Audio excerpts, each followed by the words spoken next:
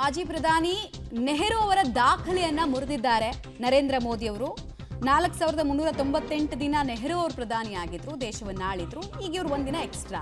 ಹೀಗಾಗಿ ಎಲ್ಲಾ ಕಡೆಗಳಲ್ಲೂ ಕೂಡ ನರೇಂದ್ರ ಮೋದಿ ಅವರ ಒಳಿತನ ಬಯಸಿಯ ಬಿಜೆಪಿಯ ಕಾರ್ಯಕರ್ತರು ಹರ್ಷವನ್ನು ವ್ಯಕ್ತಪಡಿಸ್ತಾ ಪೂಜೆ ಪುನಸ್ಕಾರಗಳಲ್ಲಿ ತೊಡಗಿದ್ದಾರೆ.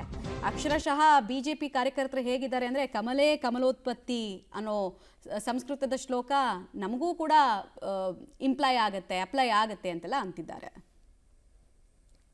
ನೆಚ್ಚಿನ ಪ್ರಧಾನಿ ನರೇಂದ್ರ ಮೋದಿಯವರು ಈ ದೇಶದ ಅತಿ ಹೆಚ್ಚು ದೀರ್ಘಕಾಲದ ನಿರಂತರವಾಗಿ ಅತಿ ಹೆಚ್ಚು ದೀರ್ಘಕಾಲದ ಪ್ರಧಾನಮಂತ್ರಿಗಳಾಗಿ ಕೆಲಸ ಮಾಡಿದ್ದಾರೆ. ವಿಶೇಷವಾಗಿ ದೇಶದ ಅಭಿವೃದ್ಧಿಗೆ ಹೆಚ್ಚಿನ ಕೊಡುಗೆಯನ್ನು ಕೊಟ್ಟಿದ್ದಾರೆ. ಇವತ್ತು ದೇಶ ವಿಶ್ವಮಟ್ಟದಲ್ಲಿ ನಿಲ್ಲುವಂಥ ಒಂದು ಶಕ್ತಿಯನ್ನು ಭಾರತಕ್ಕೆ ನರೇಂದ್ರ ಮೋದಿ ಕೊಡುಗೆ ಅಪಾರ. ಇವತ್ತು ಪಕ್ಕದ ಪಾಕಿಸ್ತಾನ ಇರ್ಬೋದು, ಬಾಂಗ್ಲಾದೇಶ ಇರ್ಬೋದು, ಬೇರೆ ಬೇರೆ ದೇಶಗಳಿಗೆ ಸವಾಲಾಗಿ ನಮ್ಮ ದೇಶವನ್ನು ರಕ್ಷಣೆ ಮಾಡುವಂಥ ದೃಷ್ಟಿಯಿಂದನೂ ಕೂಡ ನರೇಂದ್ರ ಮೋದಿಯವರ ನಮ್ಮೆಲ್ಲರ ನೆಚ್ಚಿನ ನಾಯಕರು, ರಾಷ್ಟ್ರದ ಪ್ರಧಾನಿಗಳಾದ ಸನ್ಮಾನ್ಯ ನರೇಂದ್ರ ಮೋದಿಯವರು ದೇಶದ ಪ್ರಧಾನಿಗಳಾಗಿ 12 ವರ್ಷವನ್ನು ಪೂರೈಸಿದ್ದಾರೆ.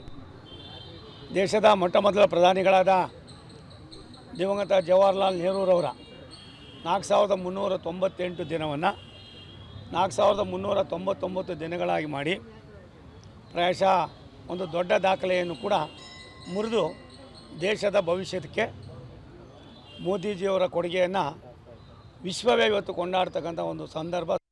ಸತತ 4399 ದಿನ ಸಾರ್ಥಕ ಚುನಾಯಿತ ಹೆಮ್ಮೆಯ ಪ್ರಧಾನಮಂತ್ರಿಗಳಾಗಿ ಇವತ್ತಿಗೆ ನರೇಂದ್ರ ಮೋದಿಜಿಯವರು ವಿಶ್ವ ಕಂಡಂಥ ಹೆಮ್ಮೆಯ ನಾಯಕರು ಹೆಜ್ಜೆಯನ್ನು ಇಡ್ತಾ ಇದ್ದಾರೆ.